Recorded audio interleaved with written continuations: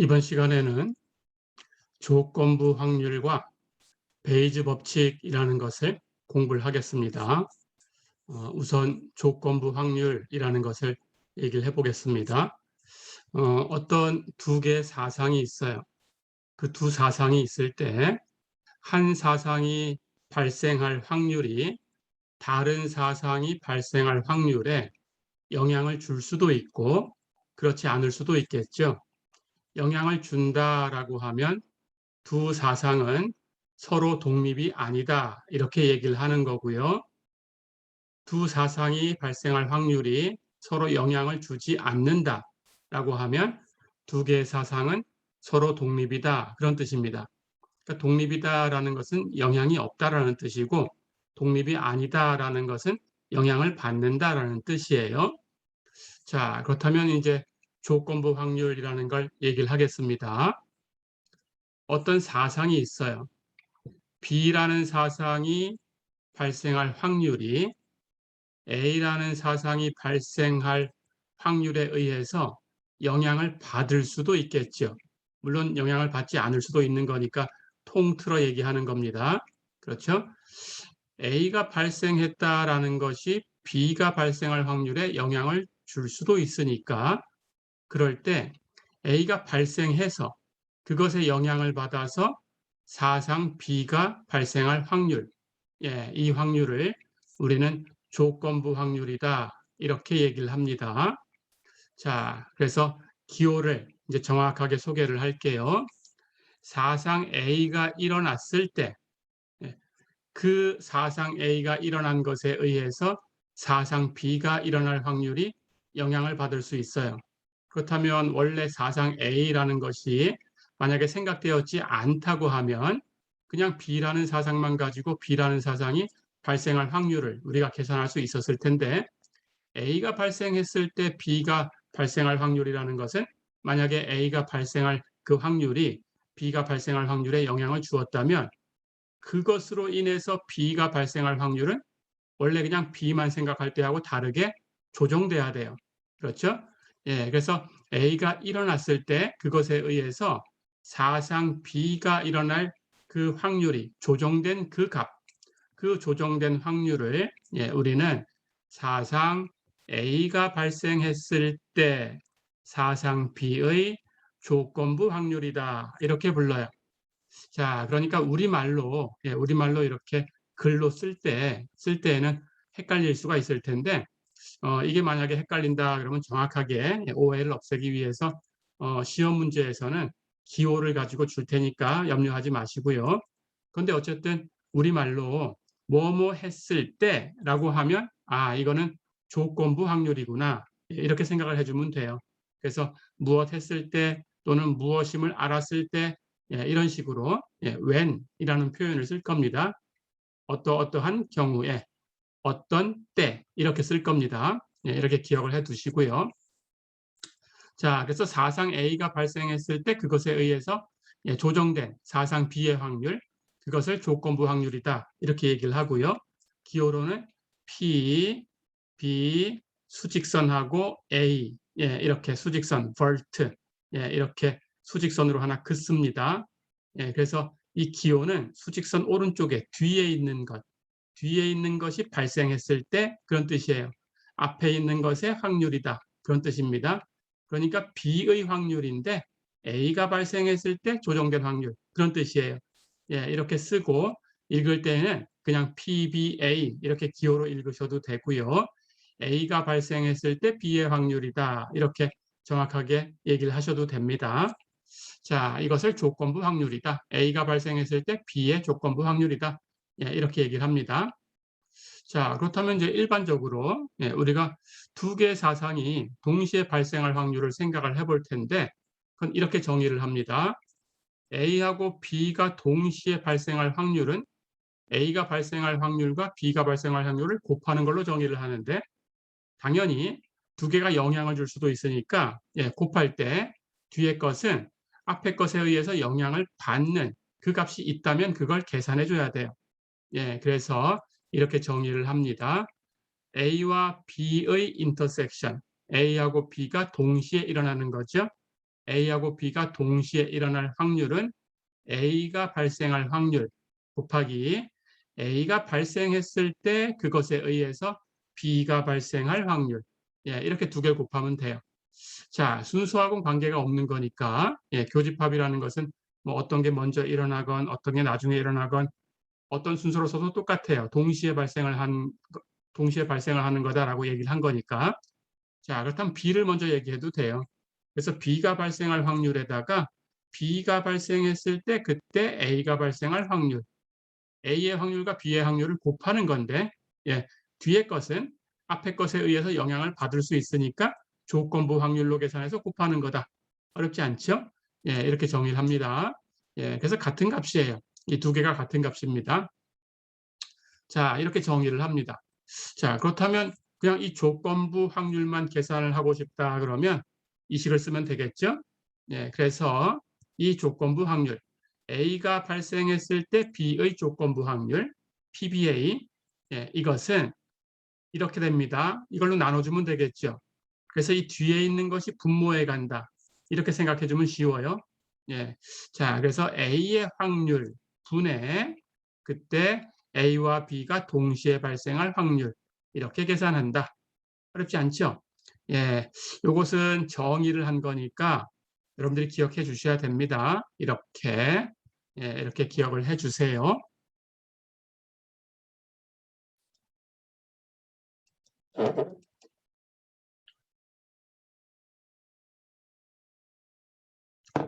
자, 그렇다면 조건부 확률이라는 걸 정의를 했으니까 조건부 확률을 한번 계산을 해보겠습니다. 예제 2.34를 한번 볼까요? 정규 스케줄에 따라서 정시의 비행기가 출발할 확률 PD라고 썼습니다. 그것은 0.83이고 정시에 도착할 확률, 도착이다라는 뜻으로 PA라고 썼습니다. PA는 0.82다. 그리고 정시에 출발하여 정시에 도착할 확률. 예, 여기서는 출발하여라고 썼죠. 그렇죠? 예, 이것은 and의 의미예요. 출발하여 이렇게 쓰면 무엇하여 이렇게 쓰면 또는 무엇하고 이렇게 쓰면 예, 그때는 and의 의미입니다. 예, 정시에 출발하여 정시에 도착할 확률 and니까 인터섹션이에요. P, D 인터섹션 A. 예, 이것은 0.78이다. 이렇게 가정을 했어요. 자, 그럴 때 문제. 비행기가 정시에 출발했을 때, 정시에 출발했을 때, 때라고 썼죠? 그러니까 이건 조건부 확률입니다. 어렵지 않죠? 예, 정시에 출발했다라고, 그 일이 발생했다라고 가정을 했을 때 그런 뜻이에요. 그럴 때 정시에 도착할 확률을 구해라. 그랬습니다. 자, 그러니까 정시에 출발하는 것은 D로 썼죠? 도착은 A로 썼죠? 그렇죠? 예, 정시에 도착할 확률이니까 A의 확률인데 이미 D라는 것이 발생했을 때 그것에 의해서 영향을 받는 A의 확률을 묻고 있어요. 그렇죠? 그러니까 P, A, D, 예, 이걸 묻고 있는 거죠. 그렇죠? 예, 이렇게 해석을 해주시면 됩니다. 두 번째, 비행기가 정시에 도착했을 때, 이것도 때라고 썼으니까 예, 역시 조건부 확률이다. 이렇게 해석을 해주시면 되고요. 도착 A라고 썼고요. 그때 정시에 출발했을 확률을 구해라 그랬어요. 출발은 D라고 썼어요. 그렇다면 D의 확률이에요. 그렇죠. P, D. 그런데 A를 알았을 때예요. 그러니까 선 긋고 A. 어렵지 않죠? 예, 해서 여기서 문제는 PDA를 묻는 문제다. 예, 이렇게 해석할 수 있게 연습해 보시면 됩니다. 자, 그렇다면 계산해 볼까요? 예, A번에서 묻는 것은 PAD라고 했어요. 정의대로 뒤에 거의 확률, PD분의, 그렇죠? 동시에 일어날 확률, PA 인터섹션 D. 그렇죠? 예, 이제 주어진 조건에서 가져다 쓰면 됩니다. PD는 0.83이라고 문제에 주어졌어요. PA 인터섹션 D는 0.78이라고 역시 문제에 주어졌어요. 그렇죠? 예, 그럼 어려운 거 없이 0.83분의 0.78 계산해 주면 되겠죠? 예, 계산하면 0.9398 예, 이렇게 됩니다. 자, 두 번째 문제를 풀어볼까요? 예, 두 번째 문제는 정시에 도착했을 때, 정시에 출발했을 확률 예, 이렇게 물어봤는데 때라는 것은 역시 조건부 확률이다라고 얘기를 했습니다. 그래서 이것이 묻는 것은 PDA다라고 얘기를 했죠. 그렇죠? 그렇다면 역시 PDA 정의대로 계산합니다. 뒤에 것의 확률 PA 분모로 갖다 주고요. 동시에 발생하는 확률 분자해 주면 됩니다. 그래서 이 값은 PDA는 PA분의 PA 인터섹션 D다. 그렇죠? PA 0.8이라고 했고요. PA 인터섹션 D 0.78이라고 했어요. 그렇죠? 예, 나눗셈 하면 0.9512다. 어렵지 않죠? 예, 이렇게 예, 우리말로 썼을 때 무엇 할 때 예, 이렇게 때라고 쓰면 예, 조건부 확률이다. 이렇게 기억해 주세요.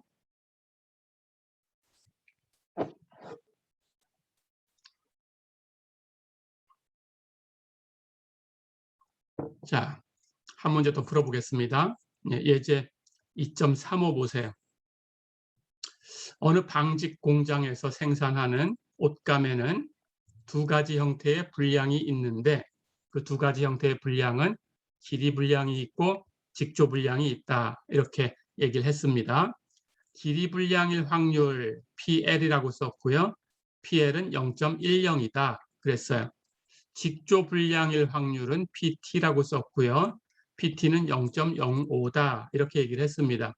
그리고 두 분량 모두가 될 확률 인터섹션 PL 인터섹션 T 이것은 0.008이다 라고 했네요.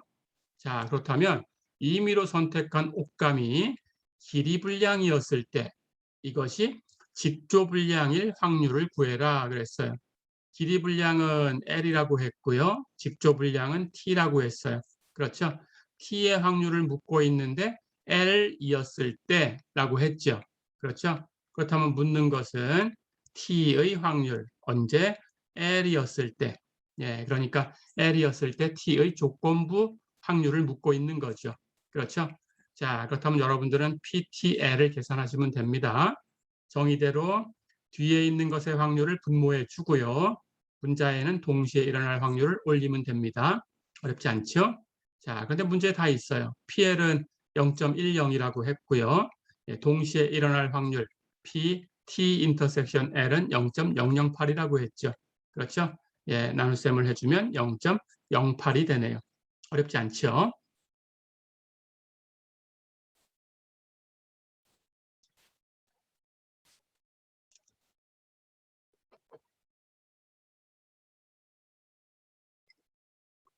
자, 그럼 조건부 확률 얘기할 때 같이 얘기했지만 예, 어떤 사상이 어떤 사상에 영향을 준다 그러면 독립이 아닌 거고요. 영향을 주지 않는다라고 하면 독립인 거예요. 그렇죠? 그렇다면 독립인 것과 독립이 아닌 것을 우리 조건부 확률을 가지고 정의할 수 있겠죠. 그렇죠? 자, 그렇다면 이렇게 정의할 수 있겠네요. PBA, 즉 A가 발생했을 때 B의 조건부 확률이죠. 그렇죠? 예, 만약에 이 값이 그냥 PB하고 같다. B가 발생할 확률과 같다라고 하면 A가 발생하든지 발생하지 않든지 관계없이 그냥 B의 확률 이렇게 계산이 되는 거니까 영향을 안 준다라는 뜻이죠. 그렇죠? 그래서 PBA가 PB다라고 하는 것을 두 개의 사상 A와 B가 독립이다. 이렇게 얘기할 수 있겠네요. 그렇죠? 자, 그렇다면 똑같이 우리 앞에서 인터섹션의 확률 이걸 봤습니다. 조금 전에. PA 인터섹션 B라는 것은 두 개가 동시에 발생할 확률이니까 예, PA 곱하기 A였을 때 B의 확률 PBA 이렇게 계산을 하든지 순서를 바꿔서 PB, B가 발생할 확률에다가 B였을 때 A가 발생할 확률 예, 이렇게 곱하면 된다고 했어요. 그렇죠? 자, 그렇다면 이게 서로 A하고 B가 서로 독립이다라는 것은 A가 발생했을 때 B의 확률 이것은 그냥 PB 이렇게 얘기가 된다라고 했죠. 이러면 독립이라고 했죠. 그렇죠? 그렇다면 독립이다라는 것을 여길 가지고 다시 한번 써볼 수 있죠. 이게 PB하고 똑같은 거니까 두 개가 동시에 발생할 확률은 그냥 A의 확률과 B의 확률을 그냥 곱하면 돼요. 그렇죠? 해서 A하고 B가 독립이다라는 것은 PA 인터섹션 B가 PA 곱하기 PB다. 예, 이렇게 얘기하는 것하고 똑같아요. 그렇죠? 예, 이렇게 기억해 주시면 됩니다. 자, 그래서 어떤 두 개의 사상 A와 B가 독립이다라는 것을 PA 인터섹션 B가 PA 곱하기 PB다. 이렇게 얘기를 해도 되고요. 예, PBA가 PB다. 이렇게 얘기를 해도 되네요. 그렇죠? 예, 둘 다 역시 하나의 사상이 다른 사상에 영향을 주지 않는다. 그런 뜻입니다. 예, 이렇게 기억을 해주시면 되겠어요. 자, 그럼 예제를 하나 풀어보겠습니다. 예, 예제 2.36 보세요. 20개의 퓨즈가 들어있는 상자에 5개가 불량품이다 라고 가정을 했습니다. 그때 이 상자에서 2개의 퓨즈를 연속적으로 꺼내는데 비복원 추출한다 라고 가정을 했어요. 예, 비복원 추출한다라는 것은 하나 꺼낸 것을 다시 주머니 안에 넣는 게 아니고 버리는 거예요. 예, 버리는 건 비복원. 꺼내서 보고 다시 주머니 속에 다시 넣어주면 그건 복원. 어렵지 않죠? 복원과 비복원 구분할 수 있죠. 예, 비복원 하는 것은 버려버리는 거예요. 꺼낸 것은 버립니다. 예, 자, 그래서 비복원 추출한다라고 했어요. 예, 그러니까 비복원 추출하면 앞에 꺼낸 것이 뒤에 것에 영향을 주지 않죠. 그렇죠? 그러니까 비복원 추출이다라고 하면은 독립적이다 이렇게 생각을 해주면 됩니다. 똑같은 얘기가 되겠죠. 예, 이렇게. 자, 그래서 2개의 퓨즈를 연속적으로 비복원 추출한다. 그럴 때 2개의 퓨즈가 모두 불량품이 될 확률을 구해라 그랬어요. 가볼까요? 첫 번째 퓨즈가 불량품이 되는 사상을 A라고 주고 두 번째 퓨즈가 불량품이 되는 사상을 B라고 줄게요. 그렇다면 2개의 퓨즈가 모두 불량품일 확률 이렇게 얘기를 했으니까 인터섹션이죠. 그렇죠? 그래서 P, A 인터섹션 B 이걸 계산해 주면 됩니다.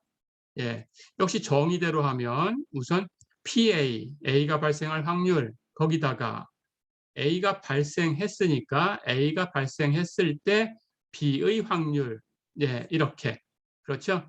예, 이렇게 해서 곱해주면 되죠. 그렇죠? 자, 그렇다면 계산해 볼까요? 예, PA, 예, PA라는 것은 예, A의 확률이니까 지금 첫 번째 것이 불량품이 되는 확률이에요. 그렇죠? 그렇다면 첫 번째 것이 불량품이 된다라는 것은 여기 주머니 안에 모두 20개, 예, 20개의 퓨즈가 들어가 있어요. 그렇죠?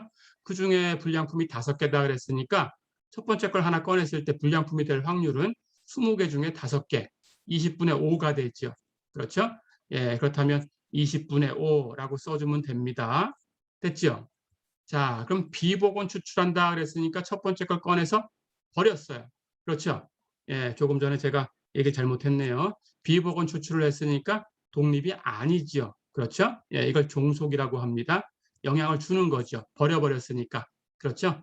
예, 다시 복원 추출했다 그러면은 예, 그건 독립이죠. 그렇죠? 원래 있던 것 중에서 몇 개 이렇게 계산하면 되니까. 하지만 버렸으니까 없어졌어요. 그렇죠? 예, 그래서 영향을 줍니다. 예, 그래서 이것은 조건부 확률로 계산해야 됩니다. 예, 여기 말을 잘못한 거고요. 예, 종속이라고 바꿔두시면 되고요.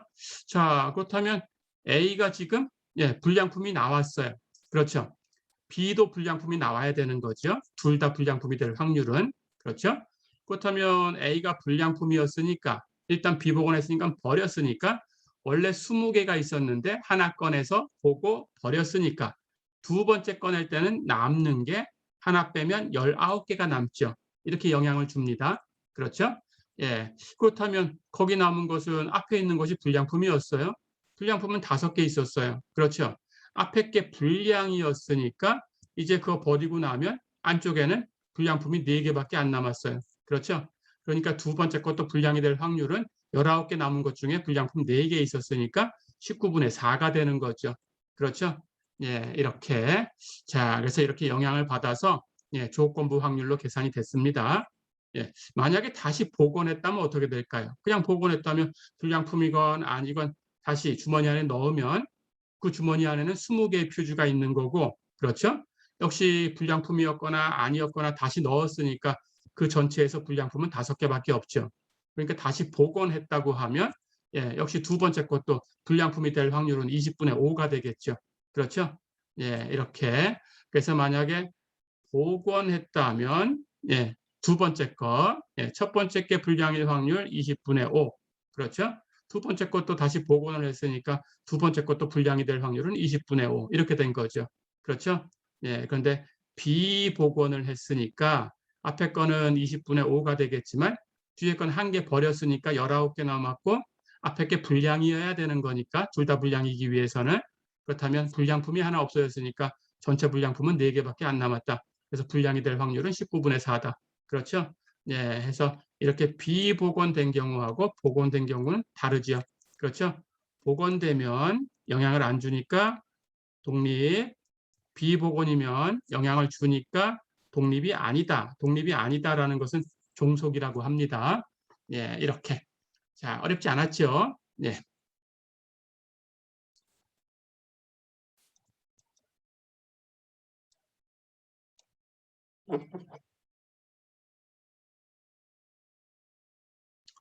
자, 그러면 한 문제 더 풀어보겠습니다. 예, 예제 2.37 보세요. 첫 번째 가방에는 4개의 흰 공과 3개의 검은 공이 들어있다. 그러니까 모두 7개가 들어있네요. 그렇죠? 두 번째 가방에는 3개의 흰 공과 5개의 검은 공이 들어있다. 두 번째는 8개의 공이 들어있네요. 그렇죠? 자, 그런데 첫 번째 가방에서 공을 하나 꺼낸 후에 그걸 보지 않고 그것을 두 번째 가방에 넣었다. 두 번째 가방에다 넣은 거예요. 그러면 첫 번째 걸 꺼낸 다음에 두 번째 가방에 넣었으니까 두 번째 것은 플러스 1이 돼서 9개가 돼버린 거죠. 그렇죠? 자, 그렇다면 두 번째 가방에서 하나의 공을 꺼냈을 때 그 공이 검은 공이 될 확률을 구해라 그랬어요. 가볼까요? 첫 번째 가방에서 검은 공이 나올 사상, 첫 번째 가방에서 나오는 겁니다. B1, 첫 번째라는 뜻으로 여기 1번을 썼어요. 첫 번째 가방에서 흰 공이 나올 사상, 희다라는 것, white라고 해서 W를 썼어요. 첫 번째니까 역시 1번을 썼습니다. W1이라고 할게요. 자, 그리고 두 번째 가방에서 검은 공이 나올 사상을 B2라고 하자. 그렇다면 우리는 그 두 번째 가방에서 하나의 공을 꺼냈을 때 그 공이 검은 공이 될 확률을 구하고 싶어요. 그렇죠? 자, 그렇다면 두 번째 가방에서 검은 공이 나오는 것은 일단 첫 번째 가방에서 공을 꺼내서 그걸 두 번째 가방에 넣어주고 그 다음에 두 번째 가방에서 공을 하나 꺼내는 거죠. 그렇죠? 그럼 첫 번째 가방에서 꺼낸 그 공이 검은 공이고 두 번째 그걸 넣어서 두 번째 가방에서 꺼냈을 때 그 공이 검은 공이어도 되는 거고 첫 번째 가방에서 꺼낸 공이 흰 공이었고 그걸 두 번째 가방에 넣고 두 번째에서 공을 하나 꺼냈을 때 그게 검은 공이 돼도 되죠. 그렇죠. 그러니까 두 번째 가방에서 검은 공이 된다라는 것은 첫 번째에서 검은 공이 되고 두 번째에서도 검은 공이 될 수도 있고 그렇죠. 자, 그렇다면 그것은 B1 인터섹션 B2입니다. 첫 번째가 흰 공이고 두 번째가 검은 공이어도 돼요. 두 번째만 검은 공이면 되는 거니까. 그렇죠? 그렇다면 그것은 P, W1 인터섹션 B가 되는 거죠. 그렇죠? 자, 그렇다면 첫 번째 가방에서 꺼낸 것이 검은 공이고 두 번째에서 꺼낸 공이 검은 공이 되는 이런 사상과 첫 번째 꺼낸 공이 W, 흰 공이고 그리고 두 번째에서 꺼낸 공이 검은 공이 이런 사상 둘 중에 하나면 되는 거죠. 그렇죠? 그러니까 B1 인터섹션 B2여도 되고 W1 인터섹션 B2여도 되는 거죠. 그렇죠? 그러니까 B2라는 사상은 이것과 이것의 합집합이죠. 이렇거나 이러면 되는 거니까. 그렇죠? 자, 그런데 이것과 이것은 첫 번째에서 꺼낸 공이 검은 공인 것하고 첫 번째에서 꺼낸 공이 흰 공인 것하고는 교집합이 없어요. 그렇죠? 동시에 일어날 수 없어요. 검은 공도 되고 흰 공도 되고 이렇게 될 수가 없어요. 그렇죠? 예, 우리가 이런 경우를 상호 배반이다라고 했죠. 그렇죠? 그렇다면 역시 첫 번째에서 꺼낸 게 검은 공인 것과 첫 번째에서 꺼낸 게 흰 공인 것이 상호 배반이니까 첫 번째에서 검은 공, 두 번째에서 검은 공 이렇게 되는 것과 첫 번째에서 흰 공, 두 번째에서 검은 공 이렇게 되는 이것과 이것 B1 인터섹션 B2와 W1 인터섹션 B2 이것도 상호 배반이죠. 그렇죠? 자, 그렇다면 우리는 이 두 번째에서 B2 즉 검은 공이 나올 확률을 구하고 싶은 거니까 그런데 두 번째에서 검은 공이 되는 것은 이것과 이것의 합집합으로 표현된 거니까 그런데 이 합집합의 확률을 구하면 되는데 이 두 개의 집합이 상호 배반이니까 이 확률을 그냥 각각 더해주면 되죠. 그렇죠? 그래서 B1 인터섹션 B2의 확률하고 W1 인터섹션 B2의 확률을 2개 더하면 된다. 상호 배반이니까 그냥 2개 더하면 된다. 앞에서 배웠죠? 교집합이 없으니까 교집합의 확률을 빼줄 필요가 없어요. 그렇죠? 교집합은 공집합이니까. 자, 그렇다면 각각을 계산해서 이제 2개 더하기만 하면 됩니다. 그럼 정의대로 가볼까요? B1 인터섹션 B2의 확률은 첫 번째 거 B1의 확률 곱하기 두 번째는 B2의 확률을 곱해줘야 되는데 B1에 의해서 영향을 받아요. 그렇죠? 그렇다면 B1이었을 때 B2의 확률, 조건부 확률을 곱해야 되고요. W1 인터섹션 B2의 확률도 앞에 거 W1의 확률 곱하기 뒤에 거 B2의 확률을 해줘야 되는데 W1이었으니까 그것에 영향을 받은 조건부 확률을 곱해야 되죠. W1이었을 때 B2일 확률. 어렵지 않죠? 자, 그렇다면 이제 이걸 계산하면 됩니다. 첫 번째 가방에서 검은 공이 나올 확률은 얼마인가요? 첫 번째 가방에는 모두 7개 공이 있었어요. 그렇죠? 그런데 그 중에 검은 공은 3개가 있었어요. 그러니까 7개 중에 3개 차지하고 있는 거니까 검은 공이 나올 확률은 7분의 3이지요. 그렇죠?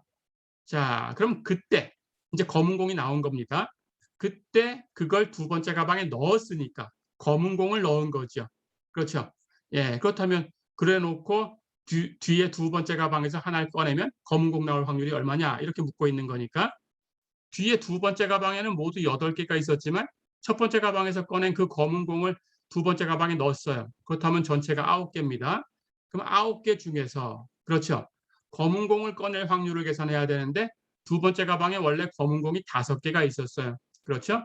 그럼 첫 번째에서 검은 공을 꺼내갖고 넣었으니까 그 상태에서 검은 공은 플러스 1 돼서 6개가 돼버렸죠.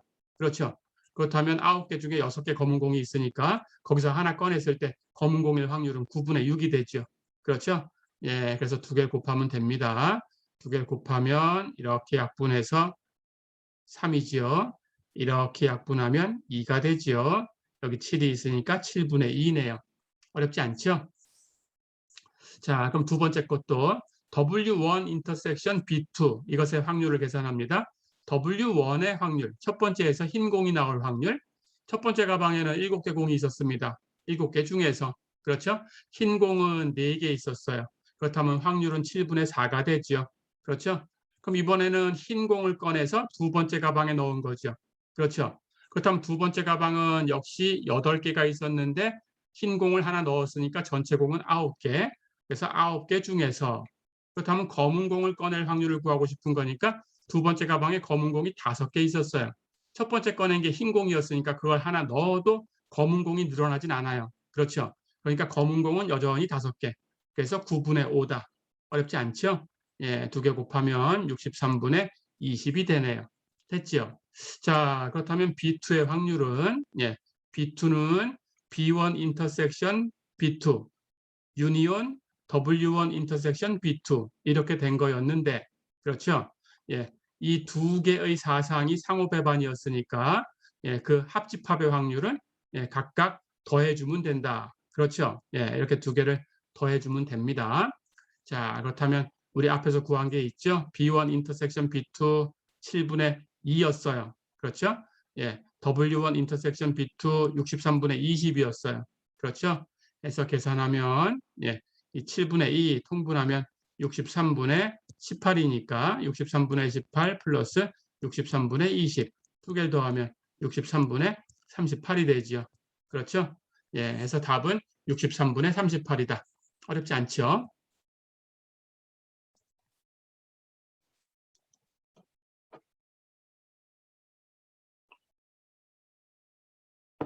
자, 한 문제 더 풀어보겠습니다.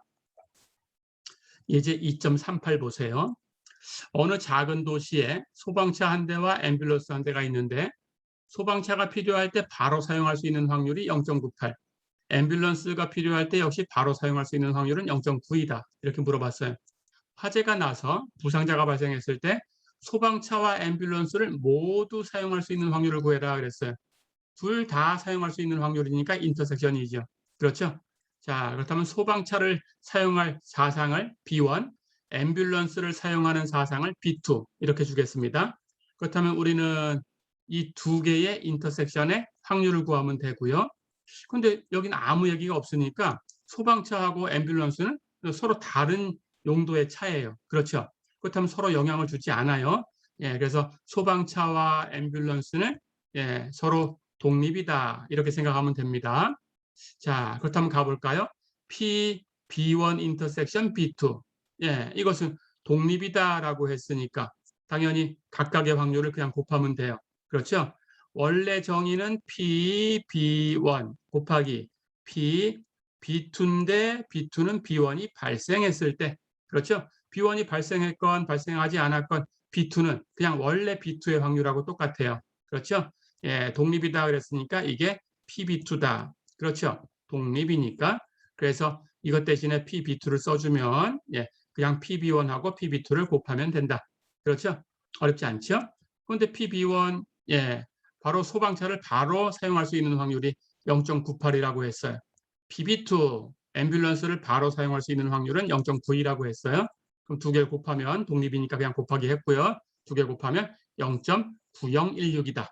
어렵지 않죠? 예, 이렇게 연습하시면 되겠습니다.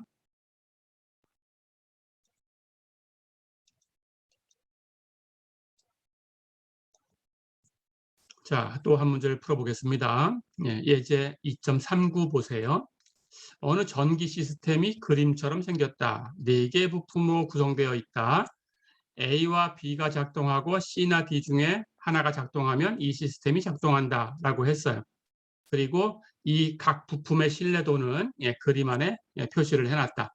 각 부품은 서로 독립적이다. 이렇게 독립적으로 작동한다라고 가정을 했을 때 첫 번째, 이 시스템이 작동할 확률을 구해라. 두 번째, 이 시스템이 작동한다고 했을 때 무엇 할 때라고 했으니까 조건부 확률이다라는 거 잊지 마시고요. 그때 C가 작동하지 않을 확률을 구해라 그랬어요. 자, 그렇다면 C가 작동하는 것을 C라고 한다면 작동하지 않는 것은 여집합이죠.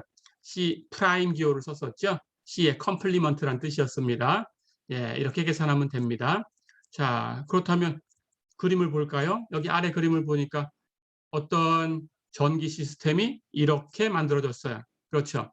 A하고 B는 직렬로 연결이 되어 있으니까 둘 다 작동해야 전체가 작동할 수 있겠죠. 하지만 C하고 D는 병렬로 연결이 됐어요. 그렇죠. 그러니까 이 둘 중에 하나만 작동을 해주면 예, 전체가 작동할 수 있습니다. 그렇죠. 둘 다 작동하지 않는다 그러면 전체가 작동할 수가 없죠. 둘 중에 하나는 작동해야 되죠. 그러니까 합집합이죠. 그렇죠. 자, 그렇다면 A가 작동하고 B가 작동하고 C가 작동해서 작동이 될 수가 있고 A가 작동하고 B가 작동하고 D가 작동해서 작동할 수가 있죠. 그렇죠. 물론 둘 다 작동해도 돼요. 그렇죠? 하지만 둘 다 작동하지 않으면 안 돼요. 그렇죠? 자, 그런데 A가 작동할 확률은 0.9, B가 작동할 확률도 0.9, C가 작동할 확률은 0.8, 그렇죠? D가 작동할 확률은 0.8이죠. 그렇죠? 예, 이렇게. 자, 그럼 이 문제를 이제 풀어보겠습니다. 이 시스템이 작동하는 사상을 K라고 해볼까요? 자, 그렇다면 그림에서 봤듯이 우리 다시 그림을 그려보겠습니다. A 부품이 있고 작동할 확률 0.9, B 부품이 있고 작동할 확률 0.9. 그렇죠? 이렇게 병렬로 C 부품이 있고 작동할 확률이 0.8, D 부품이 있고 작동할 확률이 0.8. 그렇죠? 예, 이렇게 해서 예, 전기 시스템이 만들어져 있어요. 그렇죠?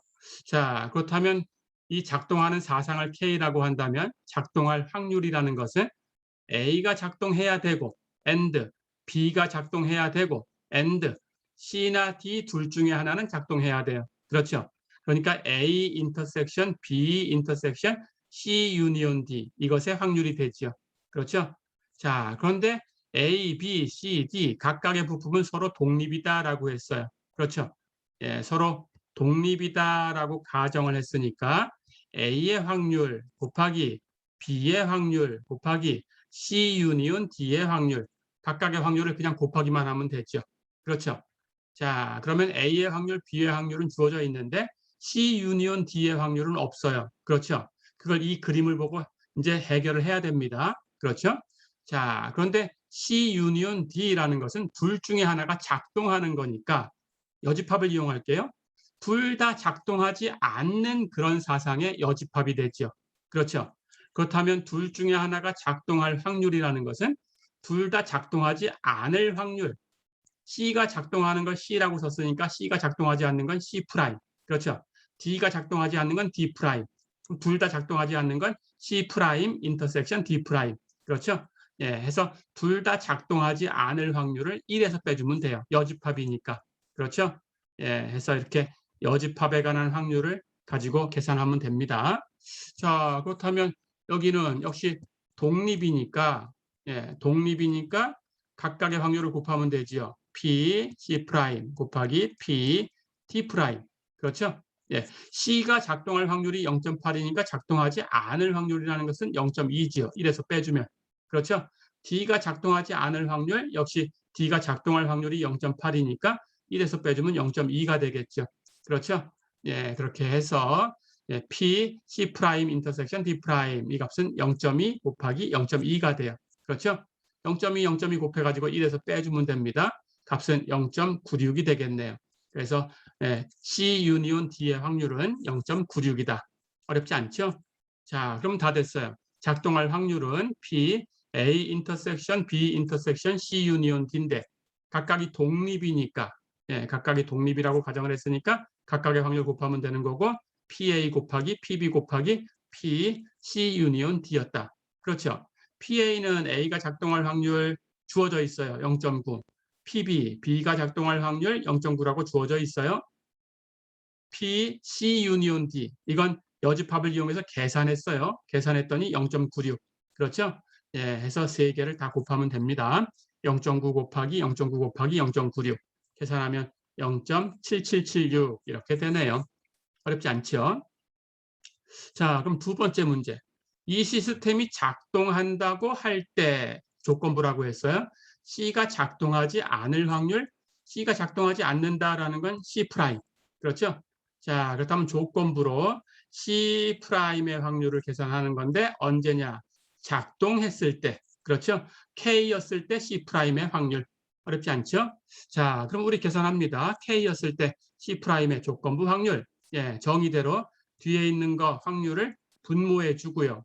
동시에 발생하는 건 분자해 주고요. 그렇죠? 예. 그런데 여기 동시에 발생하는 거 C 프라임 인터섹션 K라는 것은 작동하는데 C 프라임, C는 작동하지 않는다라는 거예요. 그렇죠? 그렇다면 작동하면서 C 프라임, C가 작동하지 않으려고 하니까 작동하기 위해서는 A 작동해야 되죠? B도 작동해야 돼요. 그렇죠? C나 D 둘 중에 하나가 작동해야 되는데 C 프라임, C는 작동하지 않는다라고 했으니까 C 프라임 되면서 그럼 D가 작동해야 전체가 작동하죠. 그렇죠? and D가 되는 거죠. 예, 그래서 C 프라임 인터섹션 K 이것의 확률은 C 프라임 인터섹션 K라는 것이 A 인터섹션 B 인터섹션 C 프라임 인터섹션 D 이런 뜻이다. 그래서 이것의 확률이다. 어렵지 않죠? 자, 역시 각각이 독립이다라고 했으니까 각각의 확률을 곱하면 됩니다.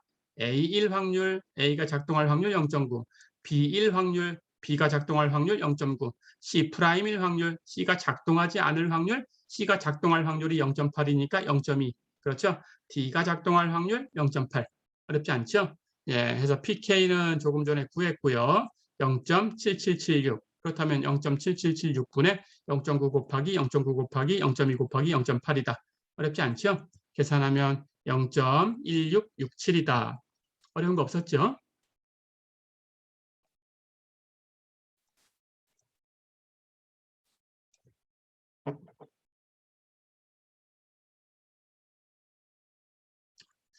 자, 이제 확률에 대해서 마지막 부분입니다.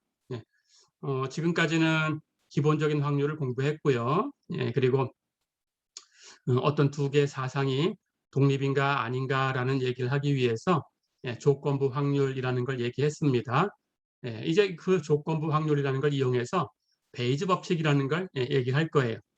베이즈의 정리라는 것은 사후 확률이라는 것을 계산하는 방법인데 설명을 해보겠습니다. 자, 우리가 어떤 통계적인 실험을 했어요. 통계적인 실험 또는 확률적인 실험, 이것은 결과를 미리 예측할 수는 없지만 결과 전체의 집합은 알 수 있는 그런 실험이다라고 했죠. 그리고 그 실험을 통해서 얻을 수 있는 결과 전체의 집합을 그 실험에서의 표본 공간이라고 했고 S라고 썼죠. 그렇죠? 자, 그러면 S의 부분 집합이 되는 사상들이 있을 텐데 이 표본 공간 S에 대해서 K개의 사상 B1, B2, BK 이 K개의 사상이 S의 분할을 이룬다. 이렇게 가정을 할 거예요. 앞에서 분할이라는 것을 정의를 했죠. 전체 다 합하면 유니온을 하면 전체 공간 S가 되는데 이것들은 각각 상호 배반일 때 교집합은 없다라는 뜻이에요. 그렇죠? 이렇게 되었을 때 상호 배반이 되면서 이것 다 모아놓으면 전체 공간이 됐을 때 그럴 때 이것들을 전체 공간의 분할이다, 파티션이다 이렇게 얘기한다고 했어요. 그렇죠? 자, 그렇다면 여기 파티션이 있다라고 가정을 한 겁니다. 그럴 때 이 어떤 사상, A라는 사상이 있다고 할까요? 당연히 표본 공간 S의 부분 집합이에요. 그렇죠? 그렇다면 A가 부분 집합일 거니까 A가 어떻게 만들어질 거냐라는 것을 벤 다이어그램으로 한번 보겠습니다. 여기 표본 공간 S가 있어요. 사각형으로. 전체 공간이죠. 그렇죠? 그것의 파티션이 B1, B2, B3, BK, K개가 있어요. 그렇죠? 교집합은 없어야 되니까 이렇게 B1, B2 서로 만나지 않게 그렸습니다. B3 서로 만나지 않게 그렸어요. BK까지. 그런데 전체를 합하면 S, 전체 공간이 돼야 돼요. 표본 공간. 그렇죠? 그래서 이렇게 그려놓으면 이게 파티션인 게 보이죠? 그렇죠? 자, 그럴 때 어떤 사상이건 이 S의 부분 집합이 돼야 되니까 이렇게 이 안쪽, 직사각형 안쪽에다가 어떻게 그릴 수 있어요. 그렇죠? 그 사상은 당연히 이 중에 어느 하나를 만나지 않을 수도 있어요. 그렇죠? 여기 그림처럼 다 만날 수도 있고 몇 개만 만날 수도 있어요. 그렇죠? 이렇게 C라는 사상을 그린다면 이렇게 두 개만 만나게도 그릴 수 있어요. 그렇죠? 그런데 어쨌든 안 만나면 안 만나는 것은 교집합이 공집합이니까 그대로 계산해 주면 됩니다. 자, 그래서 A를 이렇게 그렸어요. 어느 하나하고 만나는 것처럼. 그렇다면 이 그림을 보세요. A라는 이 사상은 당연히 이만큼 A가 B1하고 만나는 거죠. A 인터섹션 B1. 그렇죠? 그리고 이만큼 이것은 A가 B2하고 만나는 거죠. A 인터섹션 B2. 그리고 이만큼 이것은 A가 B3하고 만나는 거죠. A 인터섹션 B3. 그렇죠? 이렇게 해서 계속해서 이만큼은 BK하고 만나는 거죠. A가 BK하고 만나는 거니까 A 인터섹션 BK. 그렇죠? 자, 그렇다면 A라는 것은 A 인터섹션 B1과 A 인터섹션 B2, A 인터섹션 B3 이렇게 해서 A 인터섹션 BK까지 다 유니온 합하면 A가 되죠. 그렇죠? A는 A 인터섹션 B1 유니온 A 인터섹션 B2 유니온 점점점 유니온 A 인터섹션 BK. 그렇죠? 이렇게 만나야 돼요. 자, 그런데 A 인터섹션 B1하고 A 인터섹션 B2하고 A 인터섹션 BK하고는 역시 상호 배반이죠. 그렇죠? 왜 그러냐 하면 B1과 B2와 BK 이것들이 상호 배반이니까 서로 만나지 않으니까. 그렇죠? 그러니까 A 인터섹션 B1, A 인터섹션 B2, A 인터섹션 BK 이렇게 해도 상호 배반이 되죠. 그렇죠? B1부터 BK가 상호 배반이었기 때문에 그렇다라는 이유입니다. 자, 그렇다면 우리는 A의 확률을 계산할 수 있는데 A는 이렇게 유니온으로 합집합으로 이루어졌으니까 이 합집합의 확률이에요. 그렇죠? 하지만 상호 배반이니까 이 합집합의 확률은 각각의 확률을 더해주면 돼요. 그렇죠? 그런 이론을 쓰면 됩니다. 자, 그래서 A의 확률은 이 각각의 확률 A하고 BI의 인터섹션 A와 BI의 인터섹션 I를 1부터 K까지 바꿔주면 됩니다. 그러면 K의 값이 나오죠. 이렇게 그걸 다 더해주면 된다. 상호 배반이니까 어렵지 않죠? 자, 그런데 BI 인터섹션 A 이 두 사상의 교집합의 확률 우리 정의한 대로 이것은 앞에 있는 BI의 확률 곱하기 BI가 발생했을 때 A의 확률 당연히 영향을 받아서 조정돼야 되겠죠. 그걸 곱해주면 돼요. A의 확률인데 BI일 때 A의 확률. 그렇죠? 이게 조금 전에 배웠던 내용입니다. 그렇다면 A의 확률이라는 것은 이렇게 생긴 이 모양 BI의 확률에다가 BI였을 때 A가 되는 조건부 확률을 곱한 값 그것을 K개를 다 더한 값이다. 어렵지 않죠? 예, 이것을 전 확률의 법칙 또는 총 확률의 법칙 이렇게 부릅니다. 자, 그렇다면 우선 총 확률의 법칙, 예, 전 확률의 법칙, 예, 이걸 이용해서 예, 확률을 한번 계산을 해볼게요.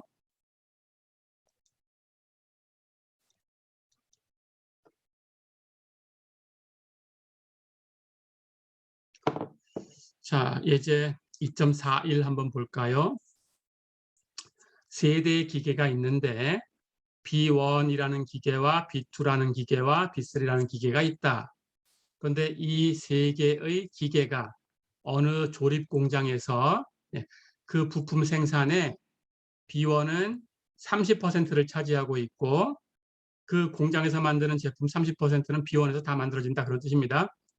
B2는 45%를 담당하고 있고 B3는 25%를 담당하고 있다.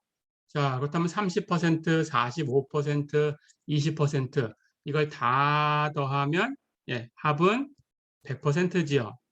그렇죠. 그렇다면 합해서 전체 공간이 된 거죠. 그렇죠? 그러니까 B1과 B2와 B3는 전체 공간의 파티션이다. 전체 공간의 분할이다. 이렇게 얘기할 수 있죠. 그렇죠? 자, 그렇게 되는 조립 공장이 있어요.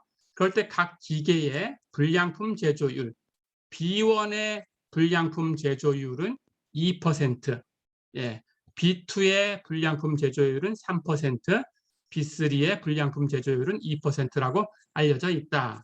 자, 그렇다면 완제품 중에서 임의의 하나를 선택을 했을 때 이것이 불량품일 확률을 구해라 그랬어요. 가볼까요? 불량품일 사상을 A라고 해볼까요? B1에서 생산하는 사상은 B1, B2에서 생산하는 사상은 그대로 B2, B3에서 생산하는 사상은 그대로 B3, 똑같은 기호를 쓸게요. 그렇다면 이걸 합하면 당연히 전체 공간이 되지요. 그렇죠? 각각 다 합쳐서 100%니까. 그렇죠? 그런데 교집합은 없어요. B1, B2, B3 서로 다른 기계니까. 그렇죠? 그렇다면 상호 배반이다. 이렇게 얘기를 하면 되고요. 그런데 합집합이 S니까 결국은 이것이 S의 분할이다. 이렇게 얘기할 수 있죠. 그렇죠? 자, 그렇다면 그런 케이스니까 불량품일 사상을 A라고 하면 A의 확률은 조금 전에 전 확률 배운 대로 똑같이 하시면 되죠. 그렇죠? P, BI 인터섹션 A 이걸 다 더하면 되겠죠. 그렇죠?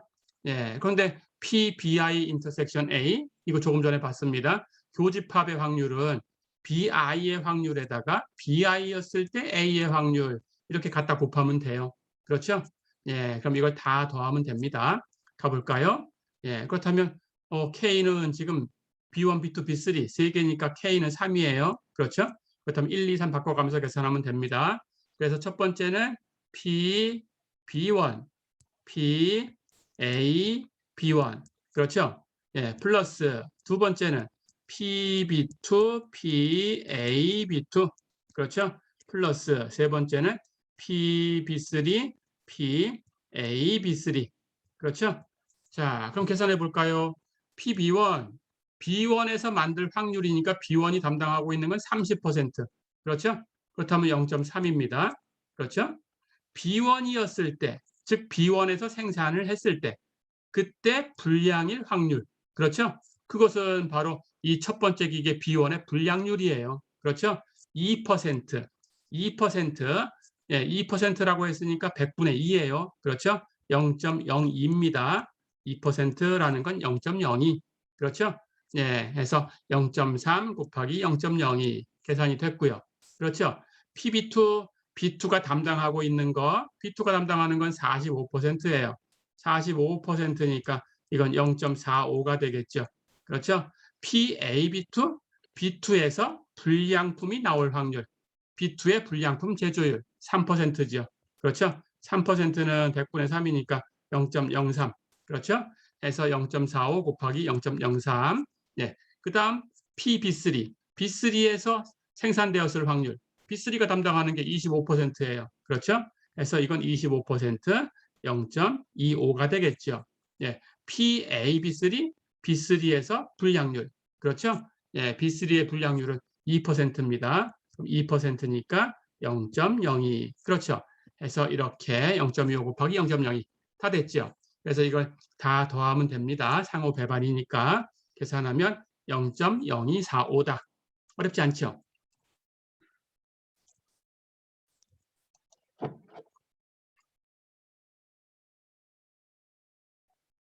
자, 그렇다면 이번에는 조금 전에 얘기했던 그 전확률이라는 걸 이용해서 베이지의 법칙이라는 걸 얘기를 할 거예요. 사후 확률이다 이렇게도 부른다고 했습니다. 가볼까요? B1, B2, BK라는 K개 사상이 표본 공간 S의 분할이다라고 또 가정을 할 거예요. 항상 이런 경우입니다. 전체 공간에 분할이 있을 때 이런 얘기를 하는 거예요. 이렇게 기억하시고요. 자, 그럴 때 사상 A에 대해서 사후 확률이라는 것은 이런 확률이에요. A였을 때 BR이 원인이 될 확률, 그런 뜻입니다. A가 발생했을 때 BR의 확률, 그런 뜻이죠. 그러니까 A라는 것을 아까처럼 불량품이라고 하면 불량품이 나왔어요. 근데 이거 어느 기계에서 만들었지? 그런 뜻이에요. 그러니까 불량품을 발견했을 때 그 원인을 찾는 거예요. 그래서 이거 기계 BR번 기계에서 만든 거야.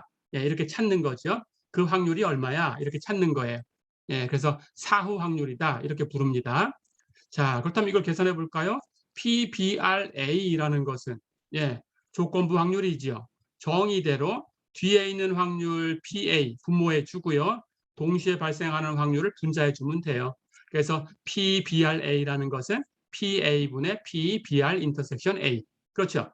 근데 조금 전에 봤던 그 전 확률의 법칙을 쓰면 됩니다. PA, 전 확률을 이용해서 계산하면 여기 K개의 원인이 있어요. 그렇죠?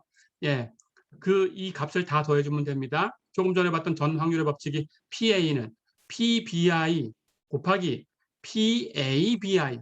그렇죠? 이걸 K개를 다 더한 값이죠. 그렇죠? 자, 그래서 PA는 전 확률에 의해서 이렇게 계산된 거고요. 시그마 i는 1부터 k까지 PBI 곱하기 PABI 분의 PBR 인터섹션 A. 이것도 똑같아요. 인터섹션의 정의에 의해서 BR의 확률, 앞에 거 확률 곱하기 뒤에 거 확률인데 앞에 게 발생했으니까 앞에 게 발생했을 때 뒤에 거의 확률. 그렇죠? 조건부 확률을 곱하는 것이 인터섹션의 확률이었죠. 그렇죠? 해서 PBR 인터섹션 A는 PBR 곱하기 PABR. 어렵지 않죠? 그래서 이렇게 사후 확률을 계산할 수 있어요. 여기 전 확률의 법칙을 쓴 거죠. 그렇죠? 전 확률을 이용해서 사후 확률을 계산할 수 있다. 이것을 베이지의 정리다 이렇게 부릅니다. 어렵지 않죠? 베이지의 정리는 PBRA 이런 확률을 계산하는 방법이다. 기억해 두세요. 이걸 어떻게 구하면 되는 거냐? 이건 정의대로 쓴 거고요. 계산법은 여기 있죠. 시그마 i는 1부터 k까지 PBI 곱하기 PABI 분의 PBR 곱하기 PABR. 어렵지 않죠? 여기 BR에 대한 사후 확률을 찾으려면 여기 BR에 관한 것을 갖다 써주면 돼요. 됐죠? 이렇게 기억하시면 됩니다.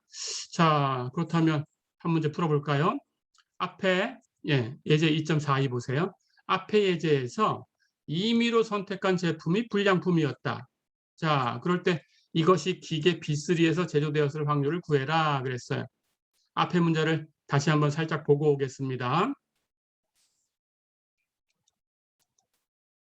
조금 전에 얘기했던 것이 어떤 세 대의 기계가 B1, B2, B3 이 세 개의 기계가 어떤 공장의 전체 생산량의 각각 30%, 45%, 25% 합해서 100%니까 파티션을 이루고 있어요. 그렇죠? 이렇게 담당하고 있는데 이 조립 공장에서 이 각 기계의 불량품 제조율은 역시 2%, 3%, 2% 이렇게 알려져 있다. 그렇죠? 이런 상황에서 지금 얘기하는 겁니다. 그때 하나의 완제품을 선택을 해서 보니까 불량품이었다. 그렇다면 B3에서 만들어졌을 그 사후 확률을 구해라. 그런 거죠. 그렇죠? 자, 그럼 문제를 풀러 가보겠습니다. 자, 그렇다면 우리 문제는 이게 불량품이었다라고 했을 때 불량품이 되는 사상을 A라고 놨어요. 그렇죠? 그때 B3에서 제조되었을 확률 하는 걸 구하라고 했으니까 B3에서 제조될 확률 B3라는 걸 구하고 싶은데 그렇죠? 그 선택한 제품이 불량품이었을 때라고 했으니까 조건부 확률이라고 했어요. 그렇죠? 그렇다면 A였을 때라는 거니까 선 긋고 A. 어렵지 않죠? 해서 P, B3, A를 구해라. 그런 뜻이에요. 됐죠? 자, 그렇다면 정의대로 P, B3, A 가볼까요? 우선 정의 연습합니다. 뒤에 있는 A의 확률 분모해 주고요. 두 개 교집합 분자해 주면 됩니다. 그렇죠? 예, A의 확률은 조금 전에 썼던 전 확률의 법칙을 쓰면 됩니다. 그렇죠? PBI 곱하기 PABI 이걸 i를 1부터 3까지 바꿔가면서 다 더해주면 된다. 전 확률. 그렇죠? 예, 전 확률을 계산하면 되고요. 그때 여기 분자 똑같아요. 인터섹션의 확률을 쓰면 됩니다. 앞에 거 B3의 확률 곱하기 뒤에 A의 확률인데 예, 이것은 조정돼야 되니까 B3였을 때 A의 확률. 그렇죠? 뒤에 건 이렇게 곱하셔야 되고요. 이게 일반적인 곱법칙입니다. 자, 그럼 계산이 되지요? 예, 앞에 이미 다 계산했어요. 예, 이렇게 전 확률에 의해서 앞에 예제에서 이거 다 더한 값을 계산했더니 0.0245였죠. 그렇죠? 예, 똑같이 B3 확률은 세 번째 기계가 담당하고 있는 퍼센테이지 25%. 그렇죠? B3였을 때 A가 될 확률, B3의 불량품 제조율 그게 0.022%. 그렇죠? 예, 이렇게 여기 25% 담당하고 있고 불량률은 2%고 라는 조건이 있었으니까 그대로 갖다 쓰기만 하면 되겠죠. 어렵지 않죠? 예, 그래서 계산하면 0.2041 이렇게 얻을 수 있어요. 어렵지 않았죠?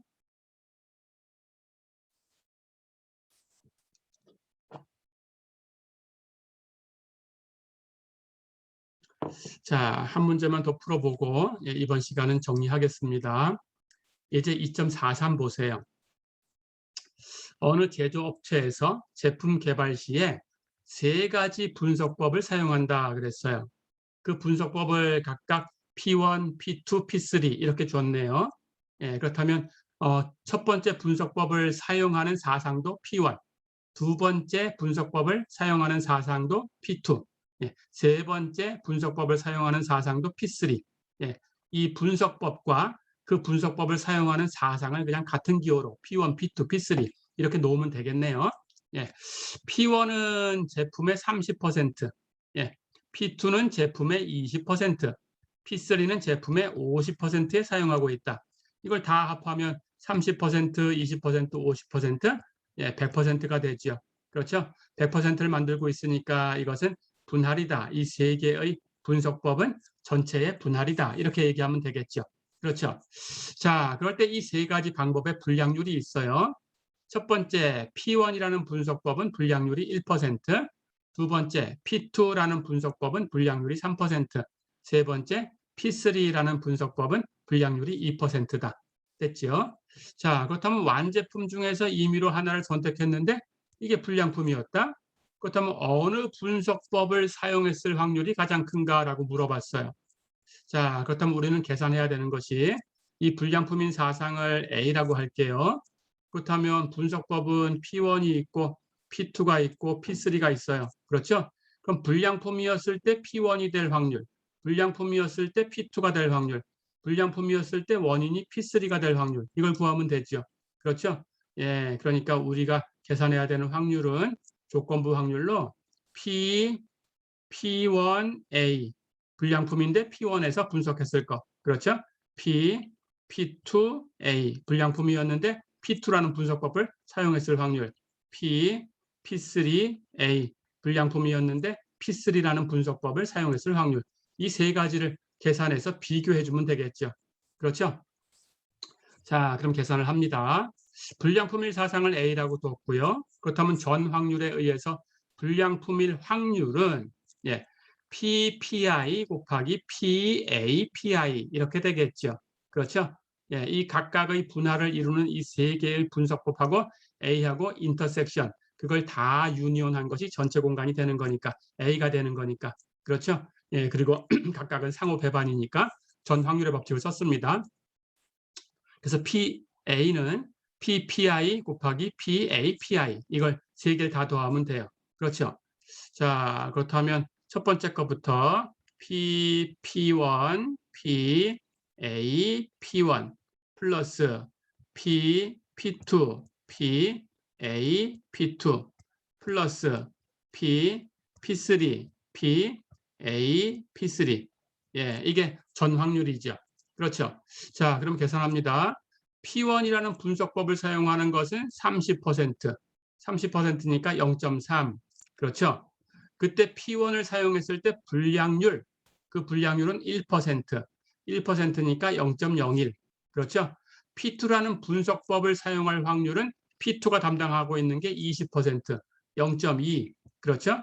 P2에서 불량률은 3%, 0.03. 그렇죠. 예. 그 다음 P3를 사용할 확률, P3가 담당하는 게 50%, 0.5. 그렇죠. P3에서 P3 불량률은 2%, 0.02.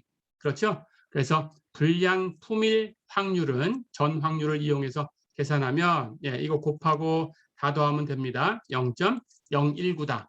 어렵지 않죠? 자, 그러면 이제 사후 확률을 계산해 볼까요?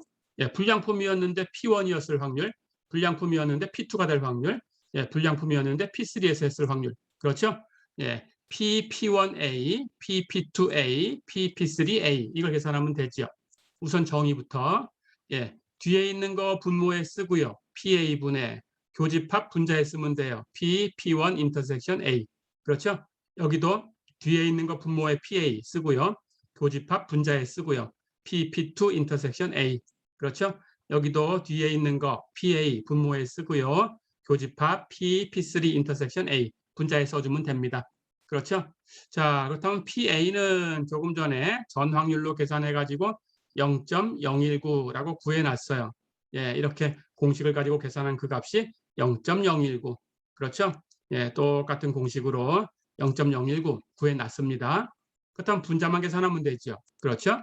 P1 인터섹션 A는 P1의 확률 곱하기 그때 P1이었을 때 A의 확률. 그렇죠? 가볼까요? P1의 확률은 P1이 담당하고 있는 거. 그렇죠? 30%니까 0.3. 그렇죠? 자, 그럴 때 P1에서 P1의 불량률은 1%니까 0.01. 해서 0.3 곱하기 0.01이 이렇게 분자로 가면 되겠죠. 그렇죠? 해서 0.019분의 0.3 곱하기 0.01 계산하면 0.1579 이렇게 나옵니다. 자, 두 번째 것도 분자만 계산하면 되는데 P2 인터섹션 A는 이 교집합의 확률, P2의 확률 곱하기 그때 A의 확률, P2였을 때 A의 확률. 그렇죠? 계산하면 되겠죠? P2가 담당하고 있는 거 두 번째 분석법은 20%, 0.2. 그렇죠? 두 번째 분석법의 불량률은 3%, 0.03. 어렵지 않죠? 해서 계산하면 0.019분의 0.2 곱하기 0.03, 0.3158 이렇게 되네요. 세 번째 거 역시 분자만 계산합니다. 그렇죠? P3 인터섹션 A는 앞에 거 P3 확률, P3 곱하기 그때 A의 확률, P3였을 때 A의 확률, 조건부 확률. 그렇죠? P3가 담당하고 있는 거 50%, 0.5. 그렇죠? P3의 불량률 2%, 0.02. 어렵지 않죠? 계산하면 0.019분의 0.5 곱하기 0.02 계산하면 0.5263이네요. 어렵지 않죠? 이렇게. 자, 그럼 이제 비교할까요? 불량품이었는데 P1이라는 분석법을 썼을 확률 계산하니까 0.1579고요. 불량품이었을 때 원인이 P2라는 분석법을 사용한 거다라는 원인이 되는 확률은 0.3158. 불량품이었는데 분석법, 세 번째 분석법 P3를 사용했을 확률은 0.5263이에요. 그렇죠? 이 값이 최대네요. 그렇죠? 그렇다면 어느 분석법을 사용했을 확률이 가장 크냐라고 했으니까 답은 세 번째 분석법의 확률이 가장 크다. 어렵지 않죠? 이렇게. 자, 이번 시간은 이렇게 해서 베이지의 정리까지 다 배워봤고요. 그래서 확률은 이제 다 끝났어요. 그래서 여러분들이 배우는 확률은 우리 학습 영상에서 얘기했던 이만큼, 이 정도만 여러분들이 연습을 해주시면 되겠습니다. 이제 다음 시간에는 이 확률이라는 것을 이제 분포라는 개념으로 바꿔갈 거예요. 이번 시간은 여기까지입니다. 수고했습니다.